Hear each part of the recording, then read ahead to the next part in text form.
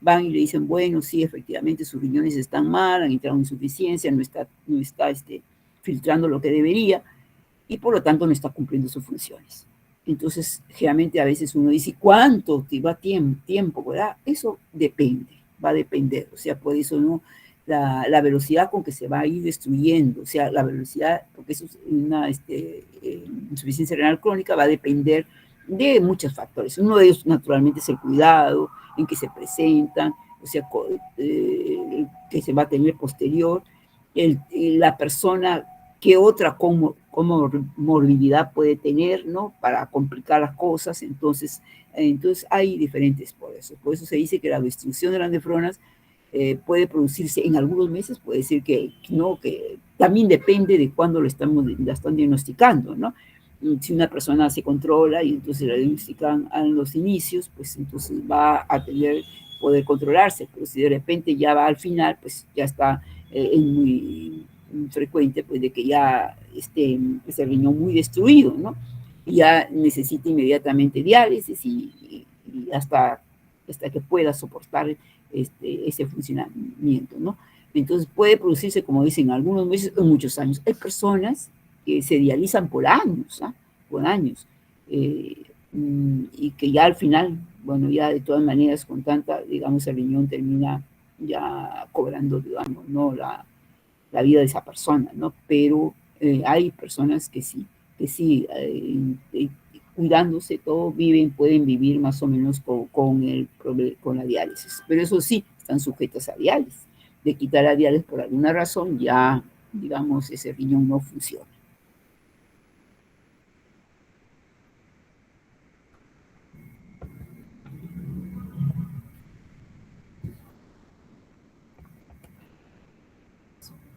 ¿Qué va a pasar? Allá. Ya está. Ya. Bueno, la evaluación de cómo se llega, digamos, al hecho de que la persona tiene una falla renal, una insuficiencia renal. Como les decía, hay pruebas de laboratorio, ¿no? Y que generalmente, a veces en una prueba de rutina o por alguna otra razón, se descubre, ¿no? Que ciertos parámetros bioquímicos están elevados que nos indican que la función renal puede estar afectada. Hay determinantes pruebas funcionales, ¿no? También, o sea, de función, y también estructurales, ¿no? Entonces, generalmente, ¿qué es lo que nos va a indicar que puede haber un compromiso renal? A creatinina elevada, generalmente no nitrógenos, o sea, elevados, sustancias nitrogenadas, ¿no? Nitrogenadas elevadas, y también los análisis en la orina, cómo está la orina también, o sea, ahí está. Entonces, esos generalmente son los análisis bioquímicos que nos va a dar, ¿no? Porque generalmente, pues, el riñón lo que debe hacer es eliminar la sustancia de desecho, y la creatinina es una sustancia producto del metabolismo muscular, ¿no? Las sustancias nitrogenadas también, entonces va a eliminarlas. Y si esto está elevado, indica, pues, de que el riñón está cumpliendo sus funciones de depuración. Y también qué es lo que hay en la orina, también nos va a indicar, ¿no? Si está en la orina aparecen los elementos que deberían aparecer normalmente, están elevados o no, o menos de lo que debería ser. Ahora, esto indica cuando ya se sabe, digamos, a saber, por ejemplo, ya hay esta creatinina elevada, están entonces nitrogenadas elevadas, como la urea, ¿no? Entonces, hay que ver qué tan deteriorado está el riñón. Entonces, ahí hay pruebas funcionales, ¿no? El deterioro del riñón y el estadio de la enfermedad renal se da por la disminución de la tasa de filtración glomerular, ¿no? O sea, la tasa de filtración glomerular. Eso es lo que va a indicar. Ustedes deben recordar ya que se hizo mucho hincapié, digamos, la fisiología, decíamos la tasa de filtración glomerular efectivamente debe ser normal. ¿Cuánto filtra? ¿A qué se denomina tasa de filtración glomerular? La cantidad de plasma que filtra el riñón en un determinado tiempo, que es en un minuto. se puede decir esta tasa de filtración glomerular, por ejemplo, por minuto, que es alrededor de entre 120 a 125 mililitros por minuto. Entonces, a eso va las determinaciones funcionales. Está filtrando, ya, está creatinina elevada, esto nos indica una falla, ¿verdad? ¿Cuánto se ha alejado de lo normal? Para saber cuán deteriorado está el riñón. Entonces, ahí viene la estimación de la tasa de filtración glomerular, generalmente con el dato de la creatinina, que actualmente se hace más rutinario, el empleo de ciertas ecuaciones. Hay ecuaciones para medir, estimar la tasa de filtración glomerular, no son exactas, pero nos estima la MDRD, CKD-EPI, que las cuales son ecuaciones que con el dato de la creatinina, muchas veces que ha dado, y con el dato de la edad, no de la superficie corporal, con esos datos puede decir si es hombre o si es mujer. Entonces, aplicando estas fórmulas, pueden calcular la tasa de filtración glomerular, es decir, cuánto está filtrando el riñón, ¿no? Pero también hay pruebas más fisiológicas prácticamente, no con cálculo, no una estimación, sino que es la depuración de creatinina en 24 horas. O sea, acuérdense, hicimos en la clase, espero que se acuerdan, ahora están. Bueno, la creatinina, o sea, la depuración es una fórmula en la cual necesita, para aplicar esa fórmula, medir creatinina en plasma y creatinina en orina. Y con eso se hace el cálculo y el volumen urinario y sale, digamos, cuál es la creatinina. Pues, entonces tenemos, puede ser por minuto o en 24 horas. Generalmente para eso la persona pues se tiene que decirle, someterle de que tiene que recolectar la orina, por ejemplo, en 24 horas, llevar al laboratorio el día siguiente, le sacan una muestra de sangre y con esos datos pueden aplicar el cálculo y saber exactamente la tasa de filtración glomerular. No una estimación a través de un cálculo de la creatinina, sino también el cálculo de la tasa de filtración glomerular. Hay otros, también hace la depuración, no solamente creatinina, porque generalmente la depuración exacta que nos mide es la inulina, ¿no? Que es un polímero de la fructosa.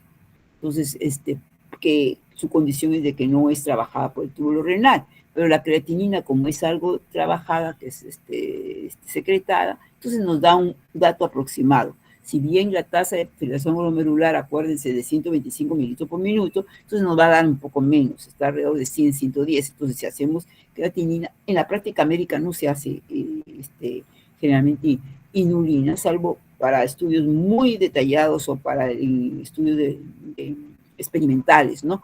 Porque no se le va a someter, significa, es una sustancia exógena y por lo tanto se le está sometiendo a la persona innecesariamente a algo cuento, ¿no? O sea, de colocar, ponerla bajo goteo, digamos, de esta sustancia, canular vejiga para sacar la orina directamente, para que sea lo más exacto. Entonces, son cosas que pueden hacerse de repente digamos, en algunos pacientes cuando se está tratando de hacer un nuevo método, por ejemplo, ¿no? un nuevo tratamiento, ¿no? Entonces, un tratamiento nuevo y queremos saber si va a ser exitoso, entonces hay que medir exactamente, ¿no?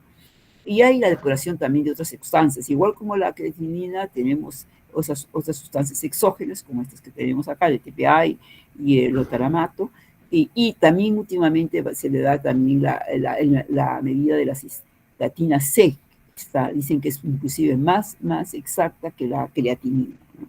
Entonces son pruebas funcionales. Y bueno, ya, correcto. Lo primero, la bioquímica nos llevó a que había una falla y hay que conocer un poco más hasta ver cuánto comprometida está la función renal. Ya sabemos, por ejemplo, que está en la segunda etapa ya vamos a ver por etapas de esta función, pero entonces queremos saber, están los dos, porque estas pruebas funcionales es el resultado de la función de los dos riñones. Y no necesariamente los dos riñones pueden estar comprometidos. En alguna persona solamente tiene un riñón, que es el que está mal, y el otro bien o más o menos, ¿no? pero entonces, entonces se quiere saber, digamos, si están los dos, qué tan deteriorado, cómo se ve. Entonces ya ahí es también otros compromisos, ¿no? Entonces tenemos acá, por ejemplo, más o menos nos está indicando la proteinuria, también la proteína en orina se mide. ¿Por qué? Porque esta proteína nos va a dar justamente la idea de que el compromiso es sobre todo aquí a nivel del glomérulo. Acuérdense que, que, las, que ¿qué es lo que filtra a nivel del glomérulo? Lo que filtra es el plasma con todas las sustancias menos las proteínas. ¿Y por qué las proteínas no pasan? Primero, por su tamaño, que no puede pasar las membranas, que es el filtro que está constituido por la membrana vascular más la membrana de la cápsula de Bowman. Pero sobre todo por las cargas eléctricas. Todas estas membranas tienen una carga eléctrica negativa. Entonces, el tamaño y la carga rechazan a las proteínas. Generalmente las proteínas no se filtran, salvo las proteínas pequeñitas, como algo de albúmina y las microproteínas, en las cuales estas se van a reabsorber normalmente en el túbulo proximal y normalmente no hay proteína en orina. Entonces, proteína en orina significaría pues que se ha destruido ese. Entonces ya, si vemos la proteína, significa que está afectado el glomérulo, que hay destrucción de la membrana glomerular de esos nefrones, lo que está. Entonces hay un problema, probablemente alguna glomerulonefritis, que es lo que está ocurriendo. Y también hay en la relación albuminuria, o sea, y creatinuria en muestras aisladas, ¿no? También para ver entonces cómo está la relación entre lo que es la falla, digamos, de la eliminación de creatinina y la albúmina. También van a servir para estimar. Y no está determinado acá, pero también las pruebas radiológicas posteriormente, ¿no? Todas las pruebas de imágenes, ¿no? Todas las nuevas pruebas de imágenes que hay ahora y que nos dan la vista de cómo está ya efectivamente el riñón. Bueno, ahora, ¿qué es importante para saber cómo se sabe que va avanzando una vez de que es diagnosticado la insuficiencia renal crónica? Entonces, hemos dicho, es el deterioro progresivo, ¿no? Entonces, porque cuídese o no, de todas maneras esto ya comenzó y no da marcha atrás. Y eso es lo que caracteriza a la insuficiencia renal. Que demore en llegar de una etapa a otra depende de los cuidados de la persona, del estado de la persona, ya, pero esto no va a dar. Entonces, una vez diagnosticada la insuficiencia renal crónica, va a ir en progreso hasta el final, ¿no? Y no hay forma de decir, este tratamiento va a ser de que las nefronas mejoren, no van a mejorar. Las están muertas y ya no. Digamos, detendrá el deterioro quizás, disminuirá menos el deterioro, que no vaya lentamente, pero va a ir. ¿Y qué es lo que va a indicarles? Pues, y por cómo está el estadio de las enfermedades, por la tasa de filtración glomerular. O sea, cuánto menos se está filtrando el riñón. Y eso es, o sea, el volumen de filtrado glomerular. ¿Y qué significa la tasa de filtración glomerular? ¿Qué es, no? Lo que define, como dice aquí, la insuficiencia es la disminución del volumen de filtrado glomerular o tasa de filtración glomerular. Entonces, para eso, recordemos que la tasa, que el volumen normal es 125 mililitros por minuto. Eso es lo normal para un joven adulto. Ahora tenemos que ver esto que representa a una persona, un adulto joven, ¿no? Porque la función renal comienza a disminuir a partir de los 40 años. Cada década disminuye un 10%. Entonces, eso es otra consideración que tenemos que ver, ¿no? Que se va disminuyendo la función, o sea, la capacidad de filtrar. Entonces, ahora con la esperanza de vida mucho mayor, entonces cada vez, digamos, veamos que se está viviendo, pero con un riñón que cada vez está menos funcional. Entonces, de ahí la importancia del cuidado, porque la persona adulta no sube de hipertensión, de epidemias, de problemas, todo eso va a en un riñón que ya no filtra normalmente, que es algo normal del proceso de envejecimiento, ¿no? Entonces se ve más complicado, ¿no? La complicación. Entonces aquí el volumen es igual recuerden también a cómo se medía el volumen de filtrado glomerular cuando hacíamos en fisiología que dijimos, y ustedes tuvieron una práctica de depuración que era igual a la depuración de la inulina o de creatinina, ¿no? Entonces, y por lo tanto, 125 mililitros corresponde cuando es medido con inulina, que es la que mide exacta, mientras que cuando se mide con creatinina, que algo es trabajada por el tubo renal, ya hemos dicho que es un poquito menos, 110 mililitros por minuto. Entonces, esta es la fórmula, que recordarán, la fórmula para encontrar la depuración de cualquier sustancia, ¿no? Sea de inulina o de creatinina. La depuración de una sustancia es igual a la concentración en la orina por el volumen sobre la concentración plasmática. Entonces, cuando estamos midiendo inulina, X nomás lo representamos por que necesitamos una muestra de orina que nos mida la inulina en orina y la inulina en plasma para sacar la depuración de esa inulina.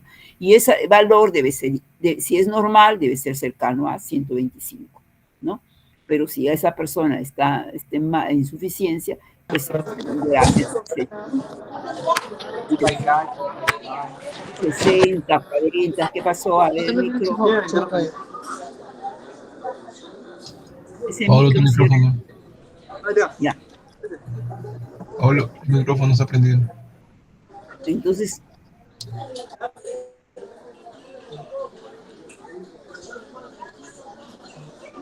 ¿no puede cerrar? Ya, ok, gracias. Y entonces eso va disminuyendo, ¿no? Va disminuyendo entonces Ahora, también no es necesario muchas veces someterlo a la depuración, sino que el valor de la creatinina mismo generalmente no, ya es un medio, sino que si se quiere exactamente saber cuánto está cuando está filtrando, ¿no? Porque el valor de la creatinina que se va aumentando conforme aumenta la creatinina, significa que ese riñón va disminuyendo su filtración. Y aplicando las fórmulas también podemos tener un estimado, ¿no? Y ahí, también, como dice, mediante fórmulas, ¿no? Que produce con el valor de la creatinina sérica. Entonces, la creatinina sirve de mucho para más o menos dar idea qué tan con tanto está trabajando el riñón. Pero si se quiere exactamente saber cuánto está filtrando y cuán alejado está del valor normal, hay que hacerle la prueba de depuración de creatinina, porque la inulina, generalmente en la parte médica, ¿no? Inulina más ya implica más para experimentación o algo bien detallado. Entonces, cuando se altera la función renal, se alteran, todo esto se va a producir, que está relacionado con su función. Hay alteraciones de desecho nitrogenado, acumulación, de desecho nitrogenado, pues uno puede eliminar. Vamos a verlos cada uno. Desequilibrios hidroelectrolíticos y del estado ácido básico, tiene que ver con los iones hidrógeno, ¿no? Hay trastornos de los minerales y los huesos, porque por eso se afecta también, ¿no? Calcio, fosfato, trastornos hematológicos también. Acuérdense que el riñón produce la eritropoyetina.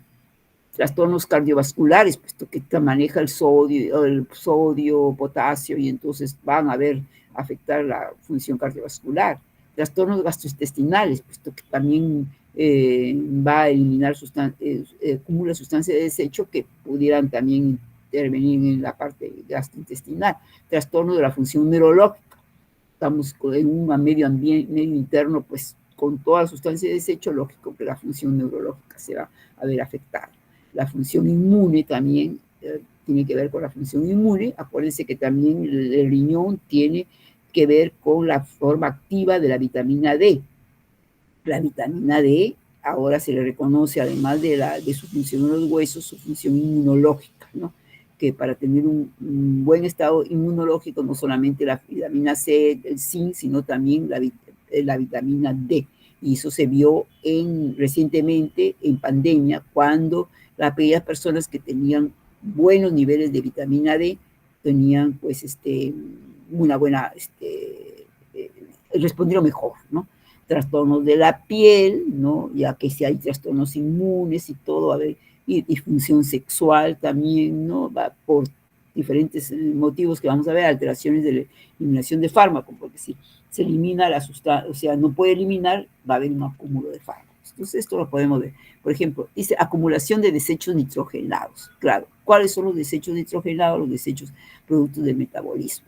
Entonces, a eso se llama la azoemia, significa la acumulación de desechos nitrogenados. Entonces, azoemia, se produce una azoemia en la sangre y puede desarrollarse sin síntomas, o sea, puede que los desechos estén ahí, la persona aparentemente no tiene síntomas, y cuando va a hacer sus análisis se encuentra que la urea y la creatinina están elevadas, que son... La urea es uno de los principales desechos nitrogenados, como dice, que se acumulan y su nivel aumenta con forma constante a medida que la insuficiencia renal progresa. Por eso les decía que esto muchas veces al médico le sirve en los niveles que están en la urea para saber ya de urea en plasma, para saber qué tan deteriorado está el riñón, sin necesidad pues a ir a una prueba de depuración, ¿no? La concentración plasmática normalmente es 20 miligramos por decilitro, pero miren cómo puede aumentar en el caso de insuficiencia renal, puede llegar hasta 800 miligramos por decilitro, o sea, bastante. Ya digamos acá, ya tenemos casi el riñón pues no trabajando. Nos indican que hay desequilibrio electrolítico, efectivamente, ¿no? Los riñones pierden la capacidad de regular la excreta de sodio, ¿no? Y la pérdida de sal suele ser un problema frecuente debido a la alteración de la reabsorción tubular de sodio. ¿Qué es lo que hace en el túbulo distal el sodio? Se reabsorbe sodio debiendo haber aldosterona, ¿no? ¿Cuál es el sistema? Renina, angiotensina, aldosterona. Cuando hay una caída de sodio, una caída de la presión o una caída de los volúmenes, es captado por la célula, por el riñón, entonces para producir la renina. La renina sale y actúa sobre el angiotensinógeno, convirtiéndolo en angiotensina 1, angiotensina que es inactiva, angiotensina 2, que ya tiene una actividad, aumentando la vasoconstricción y por lo tanto la presión, pero va hacia las suprarrenales para producir una hormona que es la aldosterona. Esta aldosterona, a su vez, vamos a tener que acciona a través del túbulo distal y reabsorbe sodio. Entonces, cuando el riñón está mal, no puede esa capacidad de reabsorber. Entonces, ¿qué es lo que vamos a encontrar? Vamos a encontrar que el sodio está perdiéndolo a través de la orina también, ¿no? Entonces, no suele desarrollarse hipopatía. Ahora, también a la aldosterona, acuérdense que cómo trabaja, reabsorbe sodio y elimina potasio. Entonces, sin embargo, al hacer esto, no va a eliminar el potasio y se va a quedar el potasio en el organismo. Pero sin embargo, la hiperpotasemia, dicen, se desarrolla generalmente cuando la función renal está bien deteriorada. Y acuérdense que si hay hiperpotasemia, ¿qué problemas puede haber con el potasio? El potasio elevado o el potasio disminuido afecta el músculo cardíaco. Entonces aumenta o disminuye la frecuencia cardíaca y puede haber paro cardíaco. Entonces cuando hay un desarrollo de potasio, que es algo en las unidades de cuidados intensivos que tienen que manejarlo muy bien, porque pequeñas variaciones pueden hacer que la persona llegue a un paro cardíaco y la muerte, ¿no? Se alteran los mecanismos de eliminación del ion hidrógeno también, ¿no? Acuérdense también la aldosterona que produce reabsorción de sodio, secreción de potasio y secreción de iones hidrógeno, ¿no? Entonces también es la alteración. Y en consecuencia se produce una acidosis. ¿Por qué? Porque no se puede eliminar iones hidrógeno y por lo tanto el ion hidrógeno se queda en el organismo y hay una acidosis metabólica. ¿Ya? Sin embargo, dice, esa acidosis metabólica se suele estabilizar, o sea, se inicia a medida que la enfermedad progresa. Y se cree que es debido a la amortiguación de hueso. Entonces ahí ya viendo qué sucede. O sea, la acidosis se compensa porque esta va o sea, destruyendo el hueso. Entonces de ahí vienen los problemas que también a la larga renales, que traen problemas óseos en las personas, ¿no? Y efectivamente esta amortiguación aumentará la resorción ósea y será la responsable de los trastornos esqueléticos asociados a la insuficiencia renal crónica. Entonces, en las personas ya con muchos años de insuficiencia renal vamos a ver estas distorsiones, ¿no? Hay trastornos de los minerales y de los huesos, ¿no? Se altera la excreción de fosfato, por lo tanto los niveles séricos de fosfato aumentan, originando que los niveles de calcio disminuyan. O sea, que hay normalmente va a haber excreción de fosfato. Pero al haber esta destrucción ya no se elimina fosfato, entonces aumenta. Y como hay una relación, acuérdense, contraria entre fosfato y calcio, entonces los niveles de calcio comienzan, al aumentarse el fosfato, los niveles de calcio disminuyen, ¿no? Porque hay una regulación inversa. Como consecuencia de esta disminución de calcio, entonces, acuérdense qué pasa cuando disminuye, se estimula la hormona paratiroidea, la PTH, y aumenta, y entonces ahora resulta que hay una disminución de calcio, acuérdense, por resorción de ion hidrógeno, pero ahora la PTH también produce resorción del calcio para tener el calcio normal, ¿no? Entonces saca el calcio de los huesos, y más afecta todavía el sistema esquelético. Entonces ahí es muy común ver por las osteodistrofias renales, ¿no? Y otros órganos. Dice, disminuye la formación de la forma activa de la vitamina D. Acuérdense que les he dicho también que el riñón produce, claro, la vitamina D se forma, para formar, digamos, vitamina D, lo que necesitamos es exponernos diariamente por lo menos 15 minutos al sol, ¿no? Entonces hay formación, pero esa es una vitamina D que no está activa. Para que esté activa y para que produzca sus acciones en el organismo necesita activarse, y esta activación la hace el riñón. Entonces el riñón la activa porque va a producir una enzima que va a activarla. Los túbulos, las células proximales van a producir riñón. Entonces de ahí pues que disminuye esa activación, y por lo tanto también como estimula la síntesis de PTH. ¿Por qué? Porque no hay una acción en los huesos, y también, lógico, la situación inmunológica estará comprometida. Hemos dicho que hay trastornos hematológicos. Produce eritropoyetina, acuérdense. Entonces ya no va a producir eritropoyetina, y entonces hay anemia. La anemia se desarrolla, dice, cuando la tasa de filtración de glomerular, acuérdense que lo normal era 125 o 110 más o menos, a 100, 110 medido con creatinina. Pero esta va a aparecer cuando ya está por 40. Mira, el riñón solamente está filtrando 40 mililitros de plasma por minuto. Entonces ahí aparece, digamos, la anemia, y se detecta en la mayoría de pacientes, sobre todo que tienen un tipo de enfermedad renal que es la necrosis tubular, ¿no? O sea, que afecta no al glomérulo, sino, digamos, al túbulo, ¿no? Esa es la diferencia que se hace, por ejemplo, por eso decía, para medir la proteína, ¿no?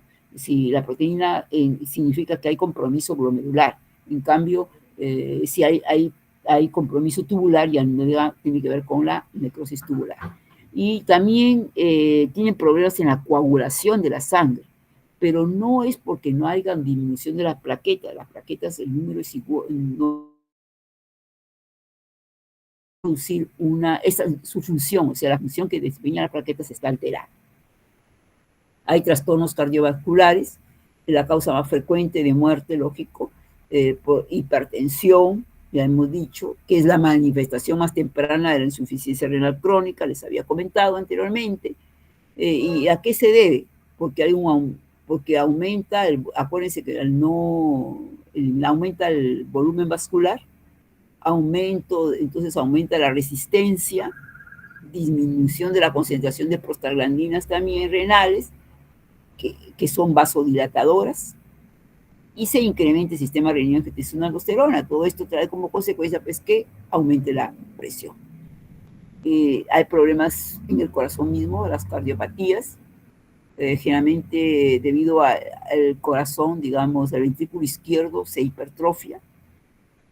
Puede haber una cardiopatía isquémica, falta en los estados de enfermedad, insuficiencia cardíaca congestiva, puede haber edema de pulmón, y entonces todo esto lo que hacen es sobrecargar los líquidos extracelulares, ¿no? Anemia e hipertensión, ¿no? Puede haber. La pericarditis también, o sea, infección de la membrana que recubre el corazón, generalmente está presente dicen, un 20% de pacientes sometidos a diálisis crónica. ¿Por qué? La persona que se dializa tiene una vía que está expuesta al riñón exterior, entonces por esa vía generalmente pueden ingresar pues microorganismos, y estos microorganismos son los responsables de muchas infecciones que muchas veces se le da en el caso del enfermo renal que se dializa, ¿no? Y una de ellas es esas pericarditis, no puede haber una infección toxinas metabólicas, puede ser, o dicen asociado al estado único, o a la diálisis, o sea, algún patógeno que ha entrado a través de la vía de que tiene la persona ahí para que la dialice. Había trastornos gastrointestinales, efectivamente, también las personas presentan úlceras y hemorragias con frecuencia. Entonces, también hay náuseas, vómitos frecuentes. Eso es debido a la urea, que esté elevada y que la flora intestinal la descompone, ¿no? Y entonces va a producir, con esa descomposición de urea, produce amoníaco, y ese amoníaco es la que produce las sensaciones de náuseas, vómitos que se presentan en la persona, ¿no? Y también otra de las cosas es que acuérdense que la hormona paratiroidea tiene que ver con la secreción de ácido gástrico. Entonces, en este caso, como se aumenta la hormona paratiroidea porque hay una disminución de calcio, acuérdense, entonces, así como la PTH va a sacar calcio de los huesos, a nivel del aparato digestivo se estimula mayor secreción de ácido gástrico, ¿no? Entonces, las personas tienen acidez, gastritis, ¿no? Y vómitos y todo, entonces se va complicando, ¿no? Y eso hace que tampoco no haya una menor deseo de alimentarse y todo, y lo va a ir deteriorando. La función neurológica también se ve alterada, el sistema nervioso hay periférico, hay neuropatías, sobre todo de extremidades inferiores, atrofias y desminimización. Hay encefalopatía urémica, porque hay un exceso de ácidos orgánicos, y en estas personas es muy fuerte, el delirio, se comienzan el coma, se presenta en un momento avanzado de la enfermedad, y convulsiones. Es muy frecuente ver, por ejemplo, en personas que se dializan y que por alguna razón no se han dializado en la fecha que le correspondía. Entonces, esta situación de ellos se altera, ¿no? Entonces, vemos sobre todo sus tendencias neurológicas que comienzan a descontrolarse, a gritar, por la toxicidad pues, que se produce en las células nerviosas, ¿no? Son muy frecuentes, por ejemplo, cuando ha habido algunas veces que en los hospitales de seguridad, por ejemplo, a veces huelgas o cosas que han disminuido, digamos, la tensión. Esas personas se encuentran así. No, eso no pueden, digamos, porque si no se alteran completamente la parte del sistema nervioso. O a veces cuando no ha llegado, había un tiempo en que no llegaba no sé qué componente para las máquinas de diálisis, entonces afectaba grandemente, digamos, la estabilidad del sistema nervioso de aquellas personas, mientras esperaban, ¿no? Se altera la infusión inmune, la infección es una complicación frecuente, las anomalías inmunitarias disminuyen la respuesta contra las infecciones, hay respuesta inflamatoria aguda y de hipersensibilidad tardía, están comprometidos, también están alteradas las barreras cutánea y mucosa y por lo tanto hay alteración. Efectivamente, los pacientes sometidos a diálisis crónica, las vías y catéteres, volvemos a insistir, son puerta de entrada de los patógenos, por eso. Y muchos pacientes son incapaces de tener fiebre, entonces no se sabe si es que realmente ha habido un tipo de infección, ¿no? Entonces esto complica, pues, ¿no? Porque ya lo presentan cuando ya hay una infección a veces hasta generalizada, ¿no? Trastornos en la piel, porque las personas tienen piel seca, ¿no? Y entonces hay hematomas que se ven muy comunes, y sobre todo en la parte donde generalmente ponen las vías para la diálisis, generalmente tienen piel pálida, pueden tener una matiz cetrino amarillo marrón. Bueno, ¿por qué tienen la piel seca? Porque generalmente hay una disminución de la transpiración, porque las glándulas sudoríparas se reducen, ¿no? Y hay una menor actividad también de las glándulas sebáceas. Entonces, ¿qué es lo que hacen esas personas? Generalmente las personas les da prurito, o sea, la aplicación comienza comienzan, debido al prurito, comienzan muchas veces, se hacen heridas, y esas heridas, acuérdense que están, con problemas, se infectan, ¿no? Entonces, ahora, ¿y a qué se debe, digamos, el prurito también? Es a los sales, ¿no? Sobre todo los fosfatos, ¿no? Los cristales de fosfato, entonces eso va a hacer que la persona tenga ese prurito, ¿no? Asociado con el hiperparatiroidismo, porque que hay. por el aumento de PTH debido a la disminución de calcio, ¿no? Entonces tiene las uñas de los dedos quebradizas, ¿no? Débiles, quebradizas, todas estas alteraciones. Bueno, la disfunción sexual es muy frecuente. La capacidad también reproductiva y la libido. Ahí las causas son muchísimas, ¿no? Porque hay toxinas urémicas, hay neuropatía, ¿no? Acuérdense, hay alteraciones de la función endocrina y además también hay factor psicológico, ¿no? Y porque la persona se ve en la condición que se ve, entonces no hay digamos, un ambiente favorable, ¿no? Para que se manifieste la libido, los deseos sexuales en la persona, ¿no? Y también los fármacos. Pues acuérdense que los hipertensivos, la mayoría producen una disminución de la libido, ¿no? Entonces también ahí los fármacos alopestuales ellos están tomando. Y en mujeres que están sometidas a diálisis, generalmente es frecuente amenorrea, ¿no? Y en los hombres también sometidos a diálisis, generalmente se desarrollan impotencia sexual, ¿no? Entonces es debido a eso. Bueno, hay alteración ya hemos dicho varias veces, de eliminación de fármacos. Entonces, ¿por qué? Porque la enfermedad puede alterar todo el túbulo renal, entonces altera la absorción de algunos, la eliminación, o sea, la secreción a nivel del túbulo renal y la distribución de los fármacos, ¿no? Además, como hay disminución de las proteínas plasmáticas, determina que hay una menor proporción hay unos fármacos que sirven como transportadores de las proteínas, ¿no? Entonces está unida y se encuentran libres, ¿no? Algunos fármacos producen metabolitos también que son tóxicos y no se eliminan. Y como la insuficiencia no elimina todo, entonces también pueden producir toxicidad. Entonces, el manejo de fármacos debe ser muy cuidadoso de la parte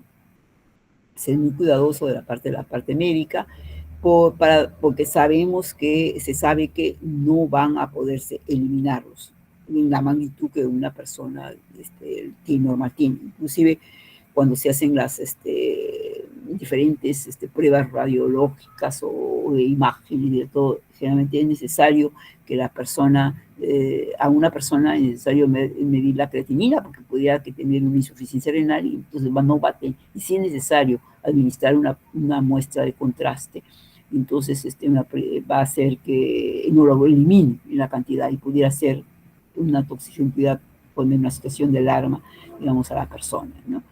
Entonces, y también se debe comprometer a la persona de que no puede automedicarse, ¿no? Es imposible que pueda automedicarse porque puede estar en alto riesgo, no tiene que ser la medicación y la dosis dada efectivamente por el médico, que está en relación con el grado de insuficiencia.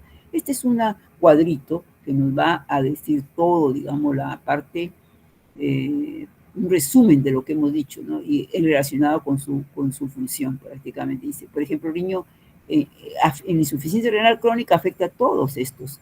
¿Qué es lo que hace el riñón? Hemos dicho, tiene que ver con el balance de sodio y el equilibrio electrolítico, tiene que ver con el balance de potasio, ¿no? Por eso de que tiene que ver con la eliminación de desechos nitrogenados del riñón, tiene que ver con la producción de eritropoyetina, tiene que ver con el mantenimiento del ion hidrógeno, por lo tanto el pH, tiene que ver con la activación de la vitamina D que hemos dicho, y tiene que ver con la eliminación de fosfato. Entonces, todas estas que son las funciones normales o fisiológicas del riñón se ven comprometidas en la insuficiencia renal.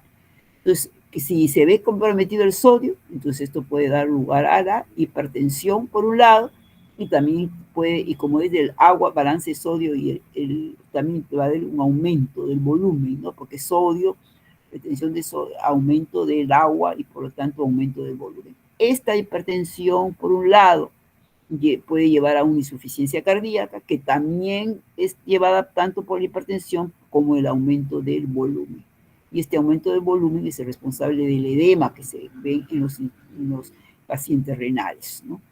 Por otro lado, hay un balance de potasio que puede llevar a una hiperpotasemia, y esta hiperpotasemia tiene que ver con la musculatura contráctil del corazón y por lo tanto puede llevar también a un paro cardíaco. La eliminación de desechos nitrogenados, acá tenemos, significa que la urea está elevada, entonces hay uremia, y esto va a causar muchos trastornos, porque son sustancias metabólicas de desecho. Por un lado, es el responsable de las pericarditis, o sea, de las inflamaciones alrededor del corazón, de la membrana que recubre el corazón, y por otro lado, digamos, vamos a tener que es el responsable de los trastornos a la piel, ¿no? Esas heridas que se producen, la picazón también, las manifestaciones gastrointestinales, ya que hemos dicho que efectivamente la urea se metaboliza y va a dar lugar a compuestos que van a alterar, producir gastritis, además las manifestaciones neurológicas, un ambiente, un medio interno, las células nerviosas cargadas con sustancias nitrogenadas, pues van a haber una alteración, y la disfunción también son originales de la disfunción sexual. Por otro lado, también interviene esta uremia en las coagulopatías, o sea, en las alteraciones en la coagulación sanguínea, que también está dada por la anemia que se produce porque hay una disminución de la eritropoyetina. Por el lado del equilibrio ácido básico va a producir acidosis, porque al no poder eliminar ion hidrógeno, acidosis. Pero esta acidosis también hemos dicho que amortigua el hueso, ¿no? O sea, como hay mucho ion hidrógeno, va a destruir el hueso, ¿no? Resorción del hueso produce, entonces esto contribuye a los denominados osteodistrofias que están. Por otro lado también, la alteración del hueso se ve por diferentes motivos, ¿no? Primero, por un lado, que es atacado por iones hidrógeno. Por otro lado, al no haber vitamina D activa, tampoco no va a haber una formación buena del hueso. Como no se elimina fosfato, entonces hace que el calcio se elimine a través de la orina, y esa hipocalcemia también va a ver resorción ósea para que el calcio sea normal, y esto lógico que va a estimular a la PTH, por lo tanto hay una hiperparatiroidismo que también va a actuar ahí. Entonces vemos ahí que al final todas estas manifestaciones son las que se pueden dar, que se dan en la insuficiencia renal, y al final, conforme progresa, si duran muchos años, va a haber alteraciones óseas también, ¿no? Bueno, hemos dicho que la insuficiencia renal crónica avanza en diferentes etapas, de acuerdo al volumen del filtrado glomerular, se va alejando de esos 125 mililitros. Por lo tanto, hay etapas. La primera se llama disminución de la reserva renal, la siguiente etapa insuficiencia renal, la otra falla renal, y por último la nefropatía terminal. Veamos la disminución de la reserva renal. ¿Qué significa la disminución de la reserva renal? Si recuerdan ustedes la parte fisiológica, hablábamos nosotros de que el riñón tenía 1,5 millones, pongamos, de nefrones, pero que no todos los nefrones estaban funcionando, ¿no? No todos los nefrones están funcionando en una persona que se considera adulto joven y una persona que está con una función renal bien saludable. No significa que todos los nefrones están funcionando, siempre hay unos nefrones que se consideran que están de reserva, o sea, que no funcionan, y que si un nefrón, como dicen, se destruye, va a reemplazarlo. Entonces, por eso se llama disminución, esa se llama reserva renal. Por eso una persona puede vivir con un solo riñón, y por eso una persona puede donar un riñón. Claro, está en desventaja porque de todas maneras, ¿no? Porque se queda solamente, está perdiendo esa reserva también, ¿no? Pero el otro riñón, ¿por qué? Porque el otro riñón entrará a funcionar al 100%, porque le falta el otro. Pero, sin embargo, esa es una ventaja de tener esa reserva, ¿no? Pero, ¿qué sucede? También es una desventaja cuando se aparece la insuficiencia renal. ¿Por qué? Porque esa es la etapa que uno no se da cuenta que la enfermedad ha comenzado en nuestro organismo. Porque cuando se van destruyendo los nefrones, a los otros nefrones están supliéndolo, y si uno puede ir, primero que no siente nada. ¿Por qué? Porque los parámetros bioquímicos de creatinina y urea están normales. Si uno va y se hace un análisis, va a estar normal, y dice, normal, mis riñones están normal, y no sabe que ya comenzó. Esa es la desventaja, ¿no? sea, por eso se llama disminución de la reserva renal.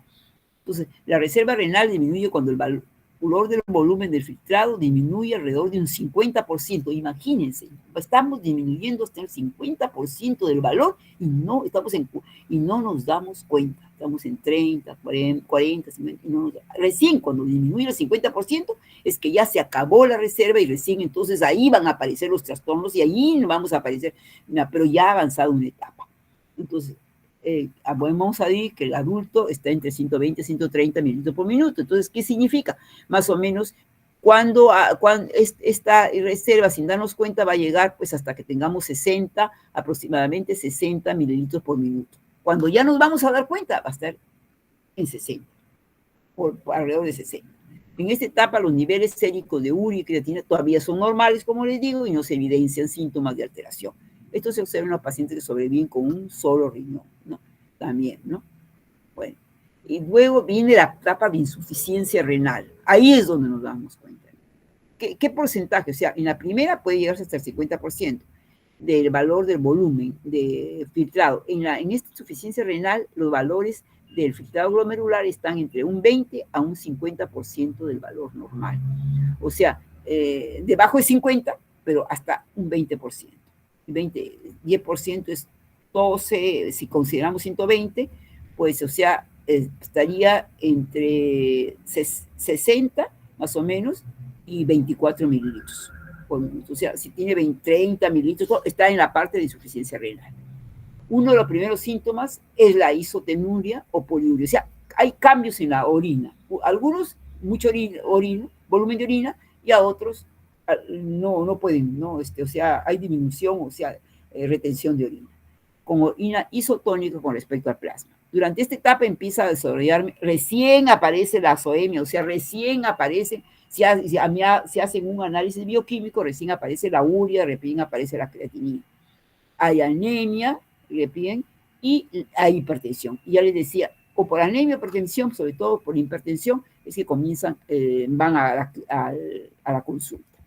En la falla renal, primero la insuficiencia y ahora la falla renal, es cuando el volumen del filtrado glomerular está por debajo de 20, o sea, de 20% del valor inicial. O sea, el 20% dijimos más o menos está en 24 mililitros por minuto, eso está hasta por debajo de 24 mililitros por minuto.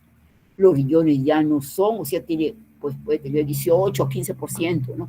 Ya no son capaces de regular el volumen y la composición de los sólidos, ya está mal, ¿no? Se desarrolla edema, hay acidosis metabólica, lógico que edema, retención de agua, hay retención de iones hidrógeno, acidosis metabólica y retención de potasio, hay hiperpotasemia. Entonces hay bastante riesgo de sufrir un paro cardíaco. La uremia se puede manifestar con trastornos neurológicos, también hay, lógico, entonces hay gastrointestinal y la persona comienza a tener problemas gastrointestinales y cardiovasculares, como hipertensión, ¿no? También, que sí. Y ya la neuropatía terminal es cuando ya el riñón está filtrando menos del 5%, ¿se imaginan? Menos del 5%, ya del valor normal, o sea, menos de 6 mililitros por minuto, más o menos, ya no está trabajando.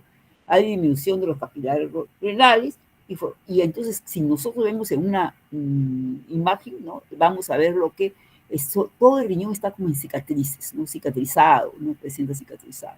La masa suele estar disminuida, lógico, también el riñón se ha achicado.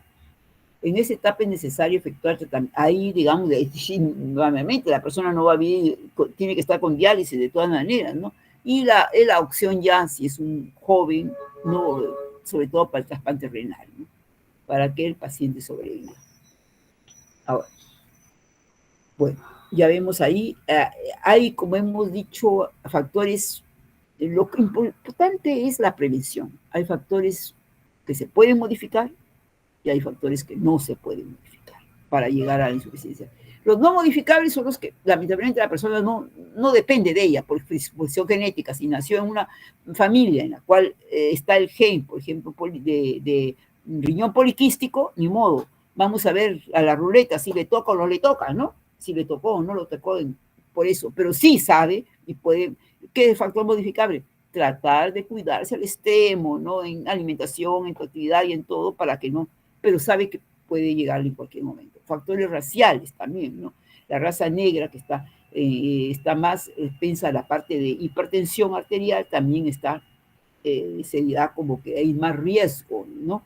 Entonces, en cuanto a presentar, ¿no? Y en nuestro medio, que estamos todos, digamos, una raza tónica mezclada, pues por ahí puede haber un gen, digamos, que ahí que tenga y que de repente pueda efectivamente dar el riesgo de tener esa insuficiencia. Factores materno-fetales, claros, o sea, si la madre tiene, digamos, es un riesgo, digamos, hay fetos que nacen ya con problemas renales, ¿no?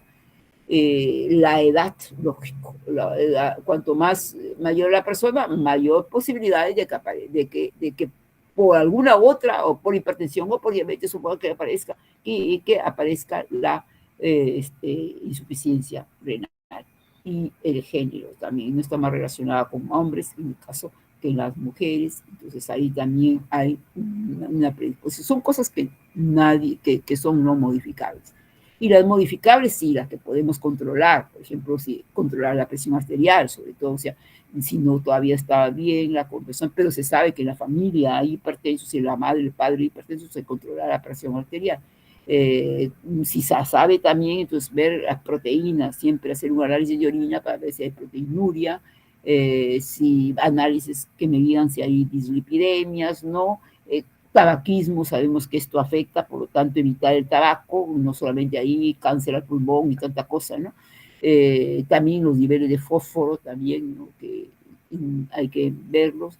De vez en cuando niveles plasmáticos de aldosterona, porque la aldosterona tiene que ver con el sodio y todo, en análisis de orina, hiperuricemia si hay, controlar la obesidad, porque ahí es un factor también de riesgo para presentar insuficiencia renal, los niveles de glucosa también, y también controlar el alcohol, ¿no? Entonces el alcohol también es un factor que es modificable.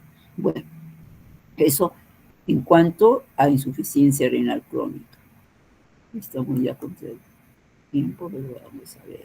Vamos a ver la insuficiencia renal aguda. ¿Está bien? ¿Se ve? A ver si están despiertos ahí, si están ahí o no. Sí, ¿Ven o no ven? Okay. Sí, se ve. Ya, gracias. Entonces, bueno, la insuficiencia renal aguda prácticamente vamos a encontrar los mismos trastornos, solamente que se van a presentar de un momento a otro. Y tiene otra característica, la insuficiencia renal crónica, hemos dicho, cuando se da, ya no hay retroceso, no hay darle vuelta para atrás. De todas maneras comienza, digamos, a retroceder y no hay retroceso, y entonces se va adelante. Ya vemos las etapas, ¿no? Primero se agotan, ¿no? Luego viene insuficiencia, diferentes tipos de insuficiencia, hasta llegar a falla renal. Va disminuyendo el volumen En la insuficiencia renal aguda es una persona sana que por alguna circunstancia, que vamos a ver, falla el riñón. Y entonces de un momento a otro se presenta esto. Y puede ser reversible. La mayoría de casos va a ser insuficiencia renal crónica, pero en algunos casos puede ser reversible. Y cuando es reversible, cuanto más se conozca qué cosa es lo que le ha producido la insuficiencia renal aguda. Si se conoce qué es lo que está produciendo esa insuficiencia renal de un momento a otro, y se trata de controlar esto que está produciéndolo cuanto antes para evitar que se dañe el riñón, entonces es reversible. Hay personas que salen de ese cuadro y otras personas salen, pero ya con un poquito de malogrado el riñón, y otras ya pues van a una insuficiencia renal crónica. Entonces ahí tenemos. Entonces esa es la diferencia. Acá tenemos la aguda, es la disminución rápida, o sea, de un momento a otro de la función renal. Puede ser en horas o semanas que aumenta. ¿Por qué sabemos que ha habido ese? Porque aumentan los niveles de nitrogenados en sangre y de creatinina, o sea, lo mismo, ¿no? Pero de un momento a otro, llamada azotemia, y altera el equilibrio electrolítico y ácido básico. Aunque se suele asociar a una disminución de la diuresis, generalmente dice que más en insuficiencia renal aguda hay una disminución de la diuresis, o sea, la insuficiencia renal aguda oligúrica, hasta un 40%, no hay oliguria en algunos casos, inclusive puede existir poliguria, o sea, los volúmenes de orina no es un diagnóstico para decir si existe esa insuficiencia renal aguda. puede revertirse, como les digo, si se corrige o elimina los factores que lo han desencadenado antes de que se produzca una lesión renal permanente. Ojo, porque si ya se destruyen las nefronas, ya digamos, ya no va, entramos a la crónica, ¿no? La etiología es múltiple, o sea, ¿qué lo produce? Es múltiple, y en la actualidad la morbilidad y mortalidad es elevada, o sea, ¿no? Se produce con frecuencia en enfermos internados en terapia intensiva, o sea, aquellos que fueron a las unidades de cuidados intensivos por diferentes otras enfermedades y resultan terminando con insuficiencia renal, ¿no? Entonces, de un 50-30% van a ir a insuficiencia renal. Entonces, una falla renal entró, por eso, y se produce. Las alteraciones iguales, todas las alteraciones que hemos visto, que no vale, digamos, ya que hemos revisado, ¿no? Entonces, evaluación, igualito tenemos historia clínica cuando se presenta de repente, ¿no? Una exploración física para ver qué es el análisis de bioquímicos básicos que hay que hacer en sangre y orina, funcionales, como hemos visto también, de depuración o proteína en orina.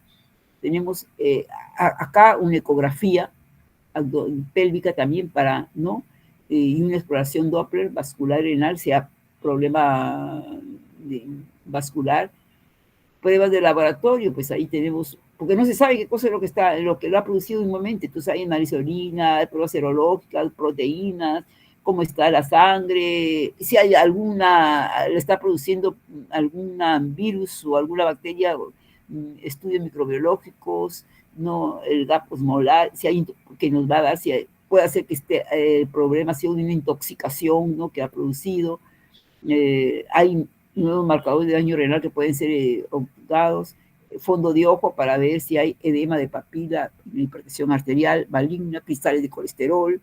Entonces hay pruebas de imágenes diferentes, la pirografía descendente o ascendente, el TAC multicore también, arteriografías, angioresonancia, los contrastes y uroresonancia. O sea, va dependiendo naturalmente de la disponibilidad del hospital, de la clínica en donde se encuentra. Van a ver, además de sus análisis, ver hasta dónde, pero lo importante es saber qué cosa es lo que está produciendo. Si se produce, bueno, ya. Por ejemplo, muy común, pues, es a veces la picadura de algunos, por ejemplo, picadura de un insecto, araña, o picadura de una serpiente. Entonces, eso ya se sabe, ¿no? Entonces, si se sabe esto, entonces va a tratar de ver que todo, o sea, el mal que lo está produciendo, o sea, algo que produce, ¿no? Pero saber qué es lo que está originando. O una infección, ¿no? Que ha producido. Entonces, tratar de la infección, de tratarla inmediatamente para evitar que dañe el riñón, porque hay 3 tipos de insuficiencia renal aguda: la insuficiencia prerrenal o funcional, la insuficiencia postrenal, que se denomina también obstructiva, y la insuficiencia renal intrínseca, o sea, del propio riñón o paraquiminoso. ¿Por qué? Dice o sea, se toma como del riñón, acuérdense. Ahí vamos a ver pero antes digo, el riñón puede ser afectado, el mismo riñón, que sería la insuficiencia intrínseca o paraquimatosa, o sea, cualquier cosa que afecte directamente a los nefrones, a los riñones. Esa sería la insuficiencia renal intrínseca. Pero puede ser algo que afecte antes del riñón, se llama prerenal. ¿Qué hay antes del riñón? La sangre que llega a través de los vasos sanguíneos, de la arteriola aferente, el glomérulo, que afecte antes, entonces, a un problema vascular, por ejemplo, entonces ahí significa, ese se llama prerrenal o funcional. Por ejemplo, hay una caída, una hemorragia o lo que fuera, o una disminución de la presión arterial, le va a llegar poquito, demasiado, tanto que no lo puede regular. Entonces estamos afectando, o sea, hay una isquemia porque no llega oxígeno, ¿no? A través de entonces, sería una insuficiencia prerrenal porque está afectando los vasos sanguíneos, ¿no? Entonces, el riñón es afectado. Entonces, por eso, si se descubre que hay una insuficiencia prerrenal, que es problema vascular, y se arregla el problema, se evitará que esa disminución de oxígeno, que podríamos decir esa hipoxia, afecte el tejido renal y que no se da. Entonces, cuanto más antes se sabe y se corrige, entonces va a ser reversible. Y una insuficiencia renal, postrenal, ¿qué es lo después del riñón? Las vías urinarias. Entonces, si hay una obstrucción de las vías urinarias, también puede ejercer una presión. Por ejemplo, un cálculo renal o algo, una litiasis, hay una obstrucción de las vías renales, entonces ahí sí es que puede también afectar. Pero si se sabe esto y que esto está produciendo y se corrige antes que destruya la masa de riñón, entonces es reversible. Por eso. Entonces ahí tenemos. ¿Ve? Intrínseca es cuando cualquier cosa, por ejemplo, hay medicamentos, hay cosas que afectan directamente al riñón, ¿no? Entonces ahí tenemos, es una intrínseca, ¿no? Acá, directamente. Pero puede ser es prerrenal cuando lo que se está algo que está disminuyendo el flujo sanguíneo renal. Entonces, una disminución de este flujo, entonces no está llegando gran cantidad, entonces por lo tanto hay una insuficiencia renal.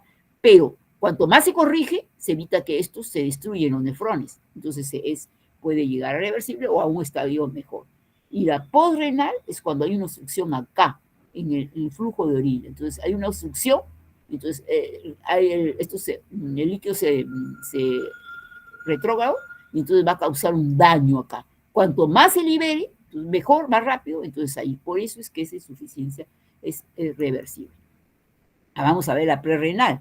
La causa más frecuente de insuficiencia es la prerrenal, o sea, por problemas vasculares, ¿no? Se caracteriza por una disminución del flujo sanguíneo renal que es reversible si la causa puede identificarse y corregirse antes de que produzca una lesión. ¿Qué puede afectar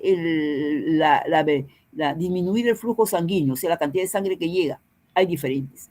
La hipovolemia, por ejemplo, una persona, hemos dicho que tiene una hemorragia, un accidente, por eso una persona que tiene un accidente, una hemorragia, va, y entonces de repente va una hemorragia, produce una disminución y pues insuficiencia renal prácticamente aguda, ¿no? De un momento a otro le están pero ha sido tanto la pérdida que es necesario cuidarla porque entró en una insuficiencia aguda. Una persona deshidratada también, ¿no? Estaba bien, de repente una deshidratación o de repente se quedó en un sitio que fue un paseo y no tiene alimentos. ¿De qué mueren generalmente esas personas? Insuficiencia renal ya, ¿no? Pérdida excesiva de líquidos gastrointestinales. Puede ser una persona que ha tenido diarreas constantes, no cuidada, puede llegar a una hipovolemia y por lo tanto a una insuficiencia renal. Pero si se corrige, puede ser revertible. Generalmente, ¿quiénes mueren también por insuficiencia renal? Los quemados, ¿no? O sea, cuando hay quemaduras, depende del grado de quemadura, la piel, pues que sirve como para la evaporación, entonces resulta que va a una hipovolemia. Y esta hipovolemia trae como consecuencia los quemados, generalmente de falla renal, ¿no? Y esa es la que puede llegar.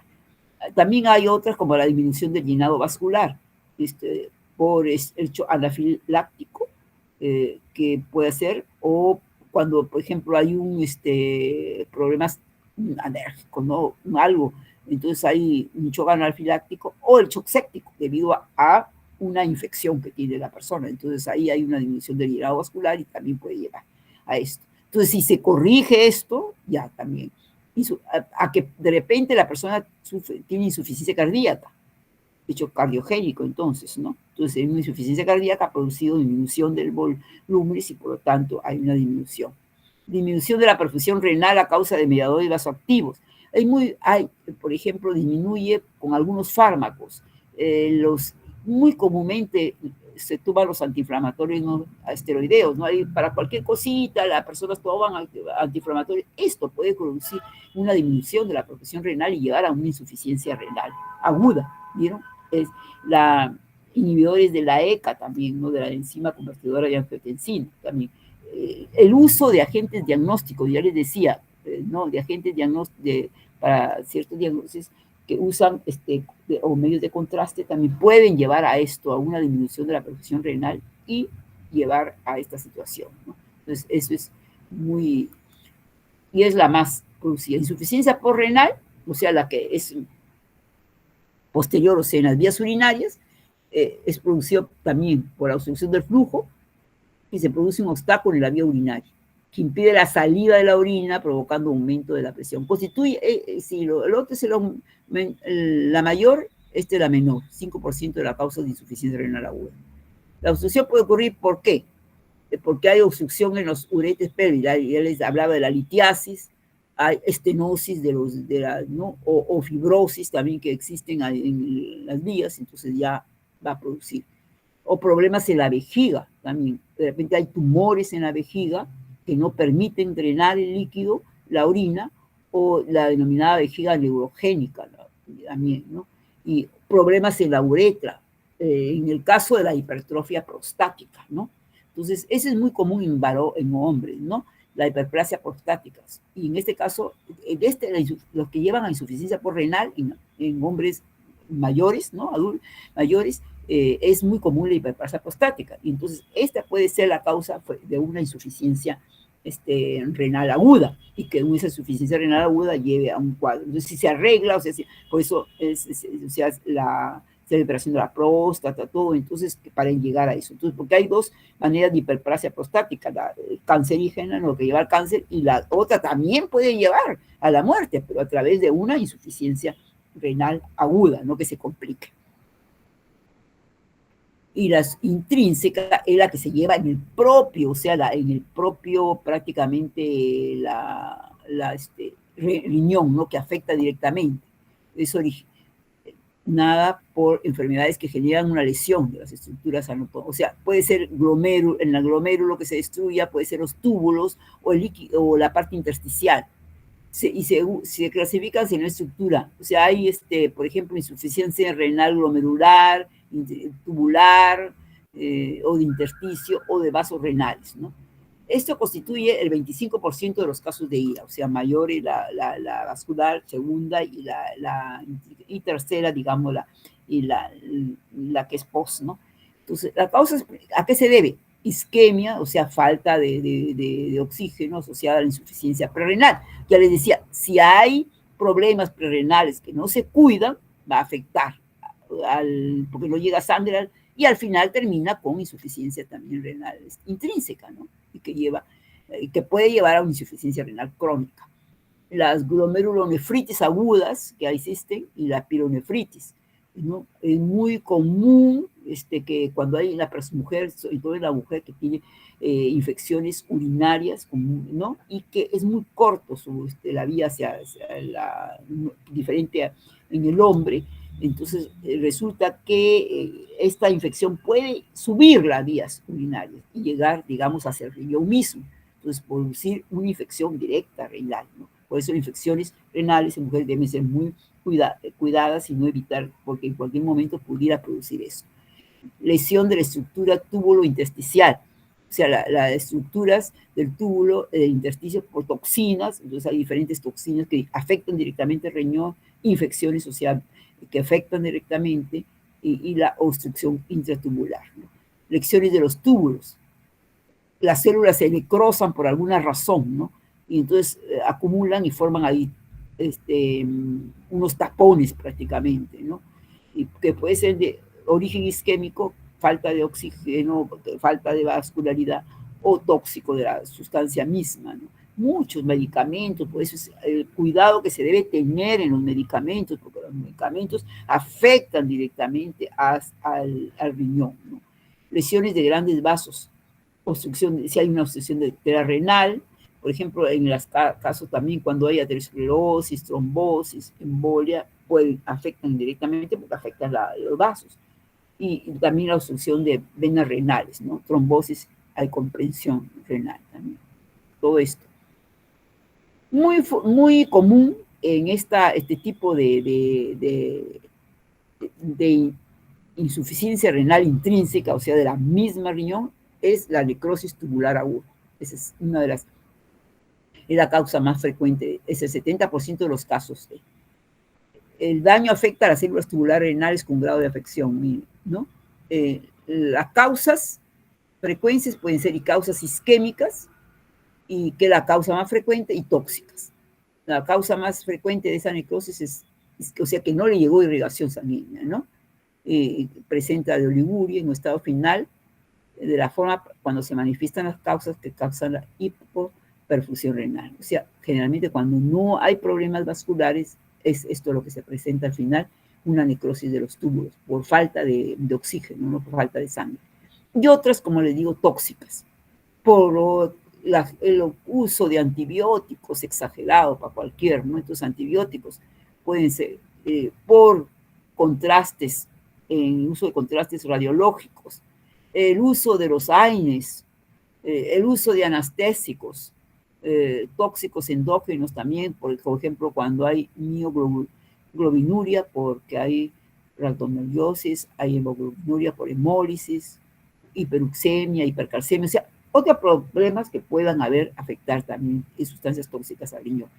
Y puede presentarse con diuresis conservada e incluso aumentada. Entonces, más generalmente, puede ser isquémica o puede tóxica. Entonces, cuidado que se debe tener con todos los medicamentos. Esto es lo que se produce, ¿no? Miren, acá por isquemia, por ejemplo, en el caso, hay una lesión, entonces células no reciben y entonces van destruyéndose las células del tubo y llegan a taponar.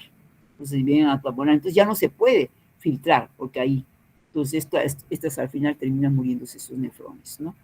Y no trabajando. Hay una disminución de la velocidad de filtración glomerular. Entonces, aquí es lo que tiene que verse. Entonces, conociéndose y corrigiéndose, se va a evitar, pero si no se corrige, se continúa el problema.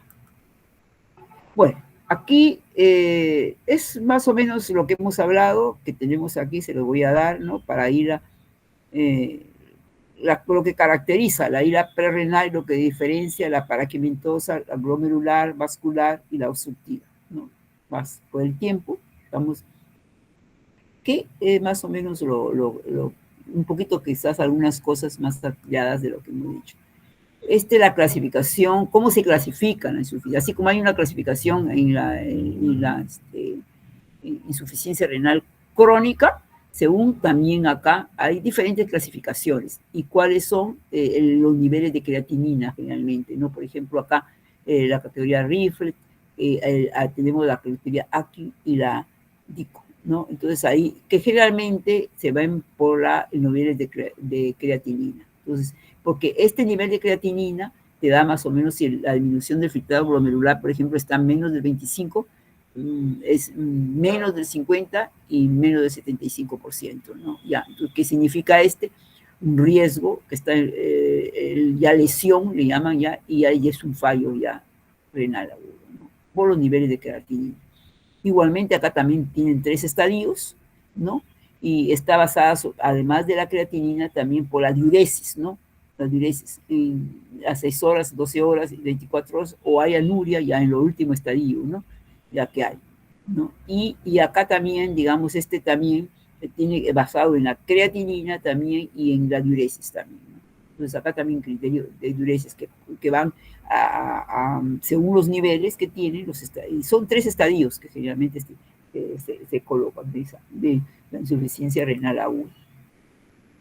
Ahora, parámetros para determinar la funcionalidad de qué tal está en la insuficiencia, también los niveles de sodio, de orina, de sodio, potasio, la osmolaridad, ¿no? La excreción de sodio, los niveles de urea.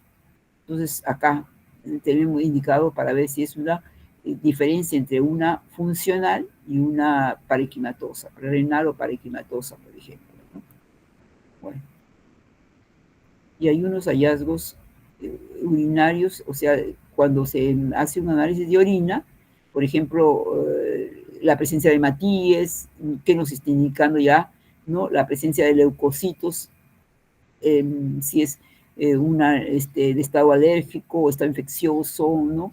Los diferentes microorganismos, entonces nos están indicando también poco para más o menos conocer, porque cuanto más se conoce de qué es lo que está originándola, más se puede revertir. Al final, el tratamiento de la ira depende muchas veces del médico tratante, si va a ser un tratamiento conservador o un tratamiento ya, digamos, intervencionista, o sea, de frente. Entonces, porque se presenta de un momento a otro, o sea, de la diálisis, ¿no? Entrar a la diálisis. Tratamiento conservador significa saber cuánto de agua y cuánto de electrolitos se está perdiendo para poder reponérselo, ¿no? Debemos peso y balance hídrico diario, prácticamente el pañal de la persona se lo pesan y para saber exactamente y reponer. ¿Por qué? Porque la idea es mantener una diuresis que sea alrededor de 600. Y esto que también tiene que ver con la parte fisiológica, porque acuérdense que el menor volumen urinario está entre 500 a 700 mililitros, y que es necesario ese volumen para disolver y poder eliminar las sustancias que se producen mínimas, que se producen en una persona que inclusive no se alimente, no, por ejemplo, esa persona un quemado o llegó por algún problema en un accidente, una hemorragia, entonces no está, lo mínimo, porque está viviendo y del metabolismo, es la cantidad de solutos que debe eliminar como producto del metabolismo deben ser diluidos en lo mínimo entre 500 a 700 mililitros diarios, ¿no? Necesita de agua para poder eliminar estos solutos, porque el riñón no elimina solutos, pues, ¿no? Entonces, eso es lo que se trata, de mantener una diuresis que pueda eliminar todos esos solutos que se producen en esas condiciones, lo mínimo. Es necesario mantener la presión arterial adecuada también, para que no cause ningún problemas. Restricción hídrica, pues, o sea, no darle, porque el riñón no puede trabajar, eliminar cantidades de líquidos, los líquidos totales, por eso es que se hace el peso y balance hídrico que está perdiendo, porque debe ser igual a las pérdidas insensibles más la diuresis. Pérdidas insensibles, o sea, esto es la diuresis que están viendo, pero hay que considerar también las pérdidas insensibles, que significa la pérdida, por ejemplo, a través de la piel, porque que se pierde, y el agua, por ejemplo, y los electrolitos, o la agua a través de la respiración, ¿no? Entonces, tiene que considerarse todo eso exacto como para poder dieta con bajo contenido de proteínas y potasio, porque no va a poder eliminar esas exceso de proteínas.